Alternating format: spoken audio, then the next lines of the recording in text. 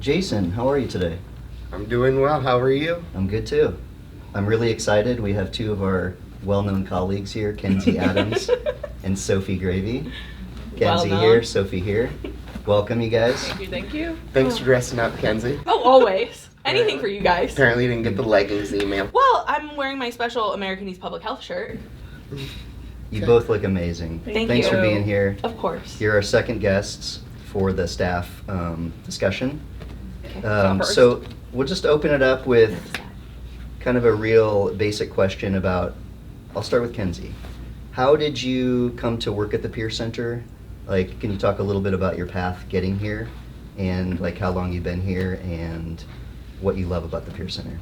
Absolutely. So actually, I met Amanda during a UNO networking event, and she offered me an internship with InShape because I was with public health and health and kinesiology. Yeah. And I came and I toured the Peer Center and I absolutely loved it. I was ready to accept the internship.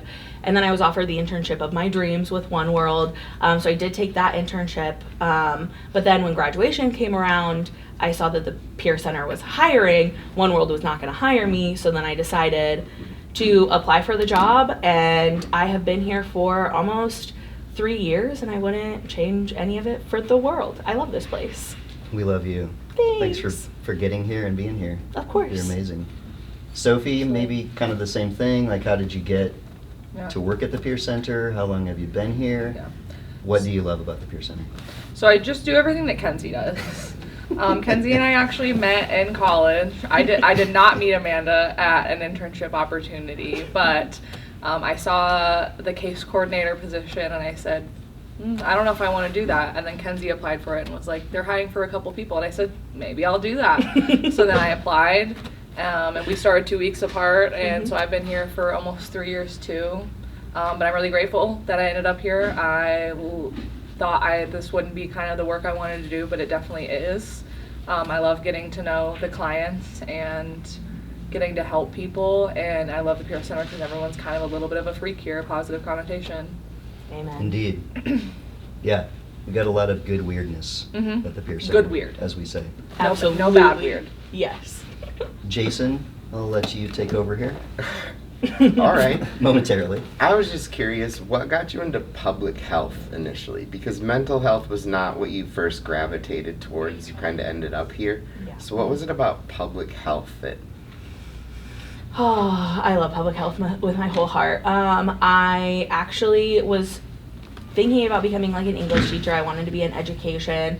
And then like I wouldn't shut up about sex education and like teen pregnancy and things like that. And I had a friend tell me literally just one day driving in the car, why don't you teach sex education? And I was like, oh my God, you just changed my life. And then I went to school for health and physical education, and I almost dropped out. I was encouraged to meet with Bree Full, who she's now part of the Omaha School Board, but at the time she was running the Midland Sexual Health Research Collaborative. It was a student union at UNO. I was encouraged to meet with her, and after one 30-minute meeting, she said, why are you doing education? Why are you not doing public health? And I left that meeting and I said, why am I not doing public health? And literally went from that meeting to the office to change my major. And I never dropped out. I like fell absolutely in love with it, and like it changed my life forever. Awesome. Yeah. And you? So I don't even actually remember how I found public health. I'm kind of like an anomaly. I selected my major and didn't change my major at all through college, like went the 4 years through and didn't like change it. Initially when I went into college, I was deciding between public health and Emergency management. Emergency management. I took one emergency management class and go, that is not for me. Hey, actually, that is not for me. I'll be doing public health, actually. I was always passionate about, like, sex education. Kenzie and I are just, like, a little bit freaks about public health. Again, positive connotation. Yeah. Very passionate about it. And it has actually lended itself well in this role because I think public health is so interconnected with mental health. I don't think you can have one without the other, and I agree. it's been perfect. I know, I feel like mine's a little bit more boring because I'll be honest with you, I don't know how I heard about public health. I don't remember. I was 18 then. Hey, I was 17 actually, so I don't remember. Well, that leads into my next question. What are some different ways you have been able to bring public health to the Peer Center? And do you have any future plans on other ways you want to bring public health to bear? So Kenzie started 2 weeks before I did here, and we knew that I was going to be coming on. We just had that doesn't matter, but she had asked Scott basically if we could run a public health education group And get condoms. and get all a bunch of free supplies to hand out to people. So Kenzie's actually the one that got it started with Scott's permission, and we just kind of ran with it ever since. We've been very lucky to get free supplies from mostly the state of Iowa. We've got condoms, lube, dental dams, first aid kits, needle cleaning kits, sharps containers, and then just recently we got Narcan. So we're looking for all of the public health goodies, and you want to talk a little bit about our groups? Yeah, we run groups. Our whole motivation bringing public health here is that a lot of people don't know how to access a lot of public health stuff from the public health department. That's not something that is widely talked about or really known. So our hope is to bring it to people. That's our ultimate goal my ultimate goal down the line is to continue integrating public health into, for me, it's mostly behavioral health spaces. So other spaces that people frequent and feel comfortable, so they're able to access those things without having to turn to their local public health department, because that just isn't really happening. The groups that we run, our motivations for those is to kind of fill in the gaps with education that people get. Health education in America is subpar, and a lot of people either don't get a health education, specifically sex education and harm reduction, or they get a really inaccurate view of health. So we wanted to start implementing that so that we could give people the full picture and answer questions that they may have had for years and years, and we finally get to debunk things for them and make sure that they're engaging in behaviors as safely as possible. So Jason, would you say that Sophie and Kenzie are kind of our in-house Masters and Johnson, sex educators? If anyone's age 45 or less, just look it up, Masters and Johnson. 45 or less. I don't. Yeah, it's probably not as well known as it used to be. But we're lucky to have you guys here because you know a lot about sex education and protected sex, and Yep. yeah, we're really lucky to have you guys here for that. Thank you. Jason, did you have more, or shall I? If you've got a question, you shoot from the hip. Yeah, I kind of wanted to go into the other kind of focus that you guys have had recently with the Narcan for opioid overdose. Yep. It's a really cool program you got going, and it took off like a rocket of success. And can you, either of you or together, kind of give an overview of that and discuss where we're at with that? This is Sophie's baby. I'm It gonna is let her Sophie's take baby. it. Thank you, Sophie. We have always wanted to hand out Narcan to the clients. It's always been a thing that we've kind of been talking with Scott and different people in the agency about how we could get it to people, because it is free in the state of Iowa and in Nebraska, but there can be some difficulty with communication, getting it from different pharmacies, because sometimes the farm techs don't know that it's free and they'll try to charge you because they do sell it over the counter. So we've been trying for a long time to basically get permission to pass it out, because it is technically a medication, so there's some issue red line or red tape to get that done. But Scott worked with Morgan Kantz, and I don't know what her position is necessarily within the agency, but she's been able to get us basically as much Narcan as we want. And Narcan is truly a life-saving medication for people who are listening that might not know. Basically, if someone is overdosing on an opiate, it can reverse the overdose. If you just Mhm. administer it, it's just kind of like Flonase. It's just like a nasal spray, and it should be free. It should be everywhere because it's the difference between life and death in a lot of situations. And such a simple And it's device such a to use, so, simple, yeah. and it's not harmful if you give it to someone who isn't overdosing. And so we made a video a long time ago. One of I ran a Narcan group probably about 2 years ago now. Yeah, it was pretty early. And I mentioned, I was like, there's no video that I feel like hits the right steps and the orders to administer it. And one of our clients suggested, why don't we make our own video? So we've got our own Narcan video. Is that up on YouTube then? Yeah, that's we'll up link on to YouTube. it. We'll link to it in from our YouTube channel and Yeah. like connect it. So Yeah. yeah, So that it's a was good all- video. Thank you. Yeah. All client led, and yeah, Right. we've had a lot of people that have taken Narcan. We had to go pick up more Narcan this last week. And we're working on getting that self-service for people because we understand Kenzie and I's biggest thing is there's still a lot of stigma with all the topics we kind of teach about. So we like to talk about it openly, but we know some people might not be comfortable coming to us and talking about it. So we want to make things as easily accessible, no questions asked for people. So wherever we put stuff, we're very pointed about it. We think about it before. I mean, like I thought, I want these people to get the Narcan, and the state needs the data for how much is being taken. How do I meet that goal where we get the data, but they don't ask too many questions? Yeah. Because I know that's the more questions, the more steps there are, the less likely people are going to go to do them. So that's when I landed on a 2 to 3 question survey. It's literally 2 Perfect. questions if it's your first time getting one, and it's 3 if you've gotten another one before, and it just asks what you did with your last dose. If you lost it, gave it to a friend, Yeah. or administered it, it expired. So we've got free Narcan. Please come ask any of us for it. We're working with maintenance to get basically a locker situation set up for where That's it's right. self-access, where you don't have to come ask any staff for it, and you can Sounds just get amazing. So right now, what's the process then for Ask- people that visit the Peer Center to get the Narcan? it. Yeah, any staff, any peer support, any of the staff that you work with in a program, I've tried to make it clear to everyone here that they're on my desk right now. You can come get them for free. I don't care if someone came in and got them the day before and lost it and they want another one. Tell them to come back and get another one. And then there's a QR code to the survey. They'll just ask you to take a quick survey. It's all anonymous, and it'll take you like less than 5 minutes because there's just a short video that shows you how to administer it.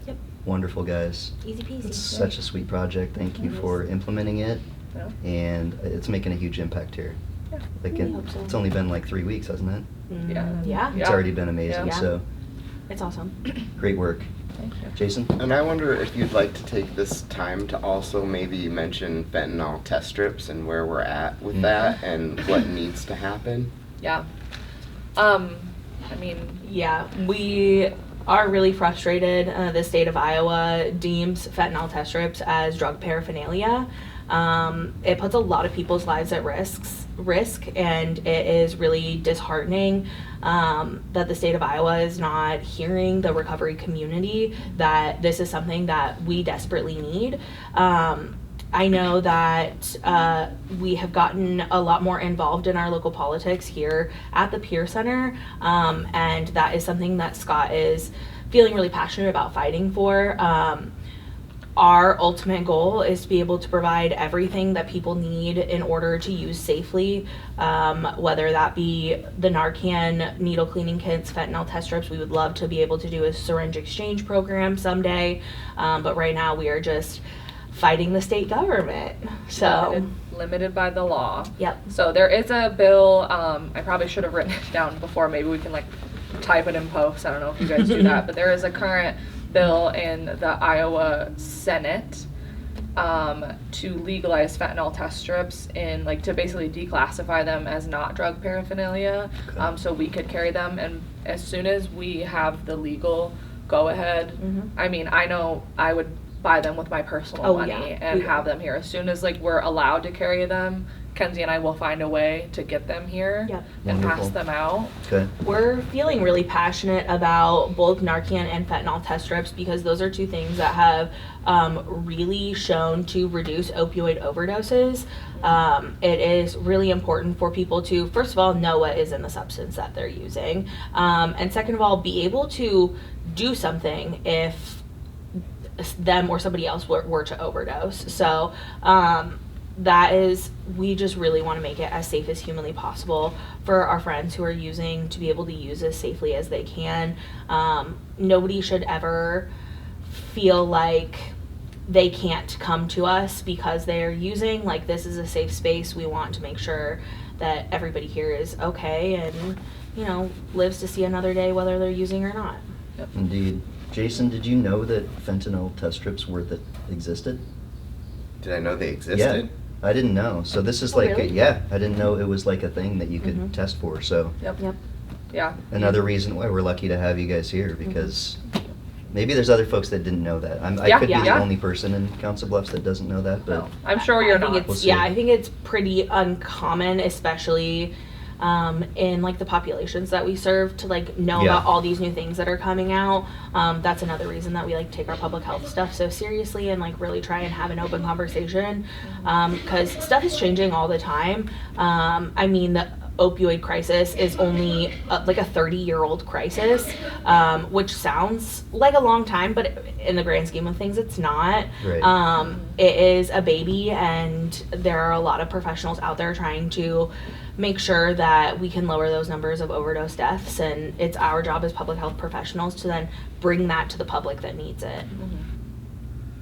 One of my favorite ways that you educate folks is through your music videos. You guys have made a Yes. number of Yes. memorable, we'll call them memorable, music videos. extraordinary. Thank you. Too. Yeah.